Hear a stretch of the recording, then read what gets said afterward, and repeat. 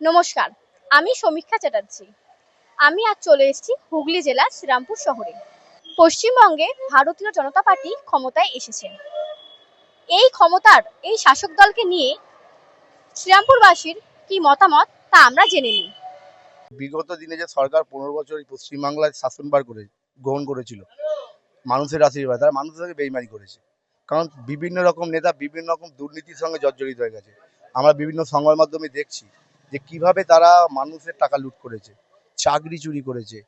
আমরা শ্রীরামপুরে গতকাল আমরা দেখেছি একটা তৃণমূল পার্টি অফিসে সরকারি যে মানুষের যে জিনিস পাওয়ার কথা, বালতিগুলো নীল বালতি, সবুজ ওই বালতি বা তিরপল, সাদা ছান অব্দি পাওয়া গেছে। মানুষকে এরা মানে ভয় দেখিয়ে দীর্ঘদিন ধরে শাসনে নেমে শোষণ চালিয়েছে এই পশ্চিমবাংলায়।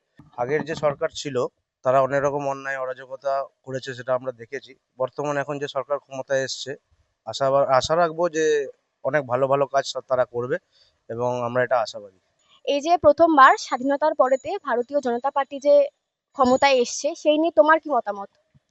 দেখুন, ব্যক্তিগতভাবে আমি একজন বিজেপি সমর্থক নই। তো সেক্ষেত্রে আমি খুব একটা খুশি এই মুহূর্তে নই। তবে আশা করি বিজেপি সেই অভিযোগটা রাখবে না ভবিষ্যতে কাজের মাধ্যমে।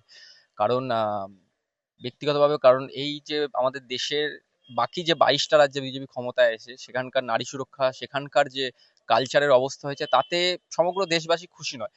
কিন্তু কোথাও একটা গিয়ে তাদের বিজেপির প্রতি ধর্ম নিয়ে একটু দুর্বলতা রয়েছে, যার জন্য তারা বিজেপিকে ভোট দিয়ে পুনরায় বারবার নির্বাচিত করছে। তো এই মুহূর্তে বাংলায় যে সংস্কৃতি সেটা ধর্মের উপর ভিত্তি করে কোনোদিনই থাকে না। তো আশা করব বাংলায় বিজেপি সেই ধর্ম নিয়ে রাজনীতি করবে না এবং আশা করি আগামী দিনে তারা বাংলার উন্নতির জন্য কিছু করবে।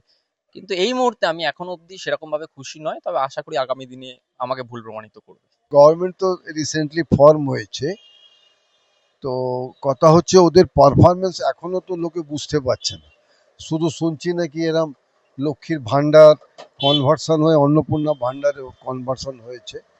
এখন ওই পারফরমেন্সটা তো টোটালি এখনো আমরা কেউ কিছু বুঝতে পারছি না।